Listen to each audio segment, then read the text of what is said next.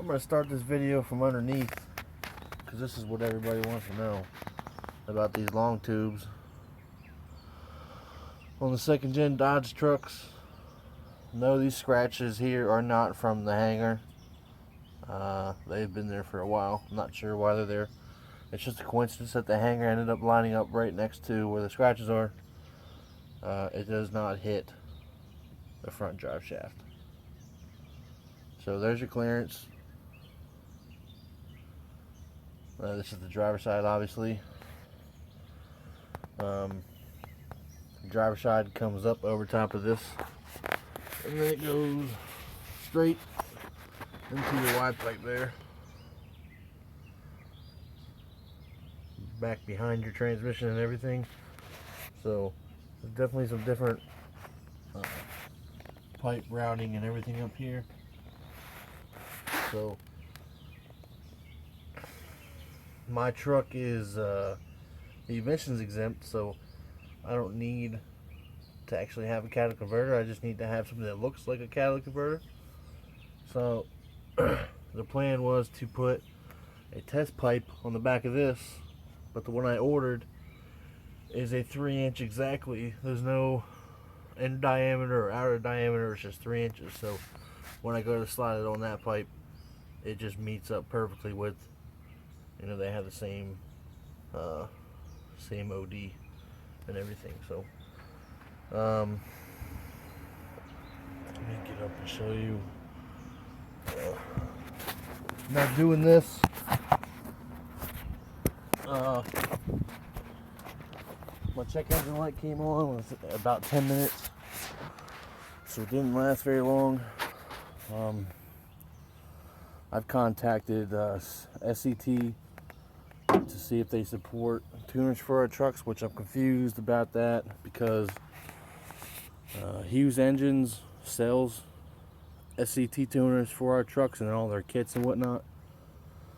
But if you go on SET's website, they said that they don't have anything available for these trucks.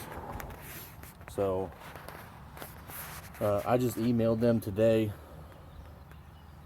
and I guess I just gotta wait back for a response. So anyway, here's the driver's side.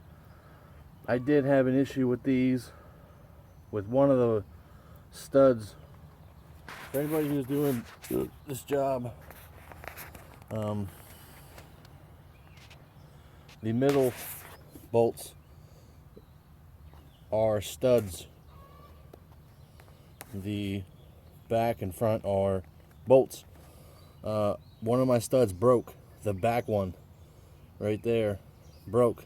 So what I was originally intending is to do the whole 2-nut trick where you take one nut and screw it down a little bit, and you take another nut and you tighten it tight against that first nut, and then you put a wrench on that the first nut that you put on that, and then you back that off, and that should turn back.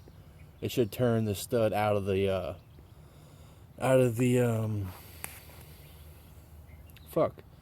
head. So I didn't end up doing that. I just ended up using the studs. I think someday I'll get back in here. It was getting late and whatnot. So what I ended up doing is just putting the nut on that one, and then that one's still broken. I got it holding on there for about 2, 4, 5. So missing one here, but so far no exhaust leaks. I drove it home, so haven't driven that far, but today before I drive it, I'm gonna torque them back up. I know I'm talking a lot, sorry.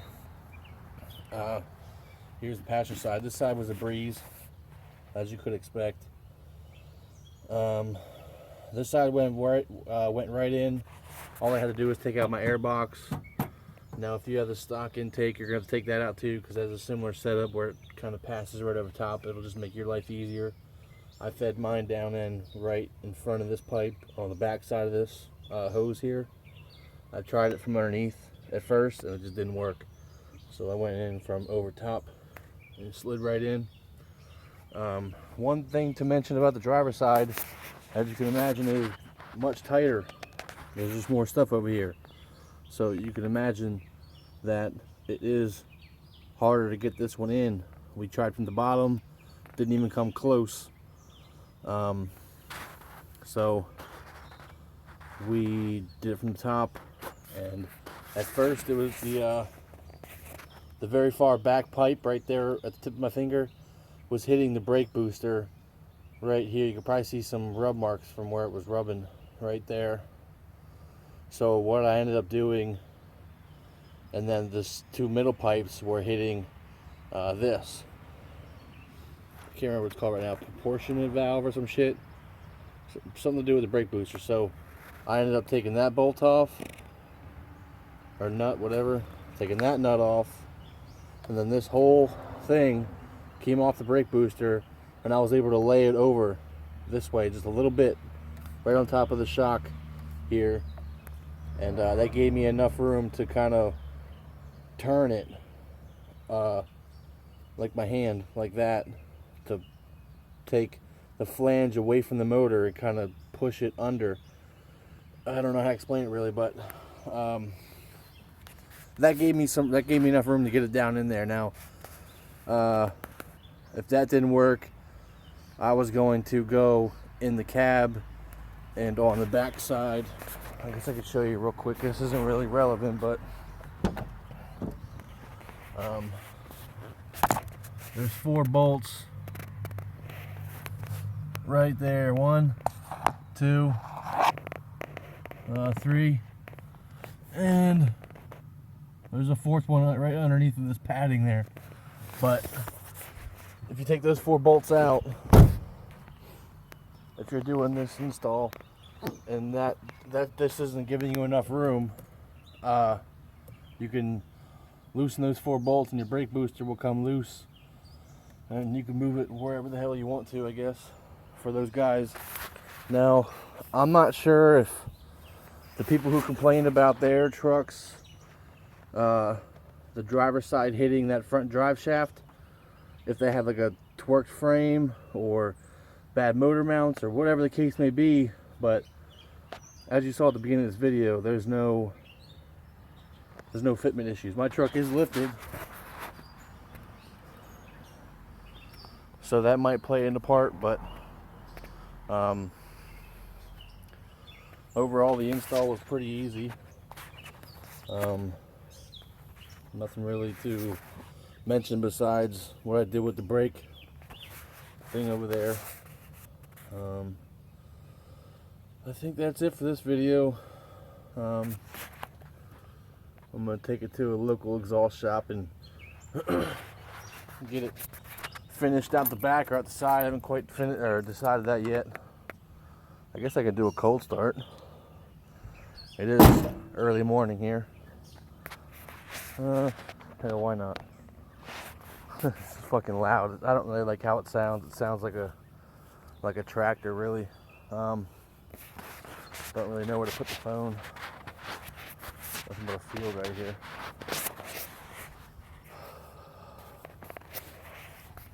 I'm just gonna set it.